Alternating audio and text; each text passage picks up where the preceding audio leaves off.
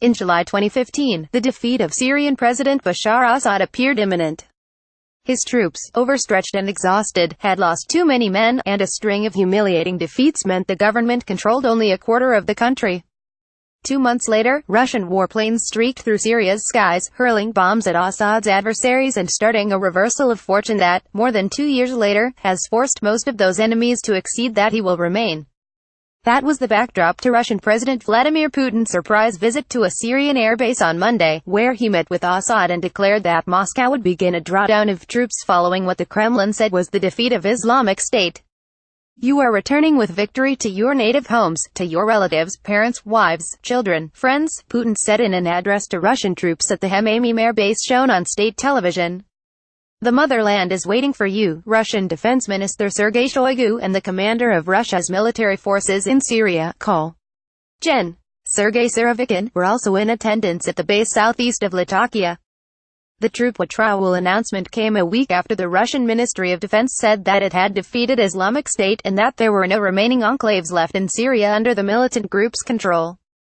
In his speech at the base on Monday, Putin said Moscow would begin bringing home a significant part of its troops, but left room for Russian troops to strike once more if Islamic State tried to return.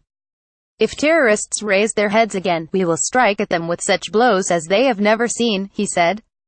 Assad was effusive in his praise of Russia's support. "Future generations that will read of this war will not differentiate between the Syrian martyr and the Russian martyr," Assad said. "And the sacrifices of the heroes from both sides was a manifestation of the noblest battle in the confrontation of terrorism." Assad added that Russian pilots have been in the air all the time, according to the Russian state news agency TASS.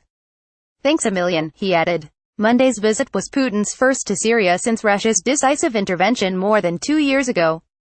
Russia has 2 bases in Syria, the air base at Hmeimim and a naval base at Tartus. Both will remain operational and in Russia's hands, from which Russia has conducted airstrikes against groups opposed to Assad's government, including the Syrian National Coalition and Islamic State.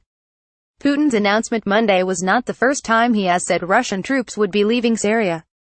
Last month, during a surprise visit by Assad to Russia's Black Sea resort of Sochi, Putin announced that the Russian military campaign in Syria was over and that its troops would be leaving Syria. During that meeting, Assad thanked Putin for saving his country. Some analysts believe Monday's announcement may be more likely to be followed by actual troop movement than the previous announcements, as the Syrian conflict moves into what Assad in his speech said was the second phase of combating terrorism. Islamic State has largely been defeated in Syria and, thanks to Russian military backing, Assad's government troops have prevailed against the other rebel opposition militias, said Leonid Isaev, an associate professor in the Department of Political Science at the Higher School of Economics in Moscow.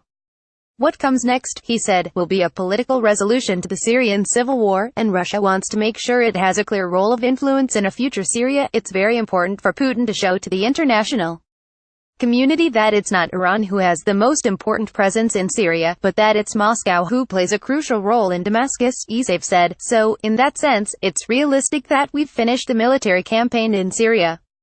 Assad is the winner. He won this war in Syria with Russian help," he added. It is unclear how many Russian military advisors, the euphemistic catch-all for special forces or private contractors, will remain in the country as Damascus continues its campaign to defeat the opposition it cannot neutralize with negotiations. The rebels still control pockets of territory, especially near the country's borders. That includes Idlib province, held by Assad's most implacable foes. Putin added that he hoped Iran and Turkey would be able to restore the peace in the country. There is a domestic advantage as well to Putin's announcement. The Russian president said last week that he would seek re-election in March.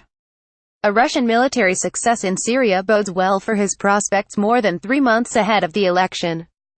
Putin made the stop in Syria on his way to meet Egyptian President Abdel Fattah Sisi for talks in Cairo. Caption. Special correspondent airs reported from Moscow and Bulos from Beirut. Sabra airs at latimes.com. Twitter at SUBCRIBE airs as a special correspondent. UPDATES 1205 p.m. This article has been updated with additional quotes. Background. This article was originally posted at 8:05 a.m. Russia, Syria, Middle East, Europe. Vladimir Putin, Bashar Assad, Islamic State.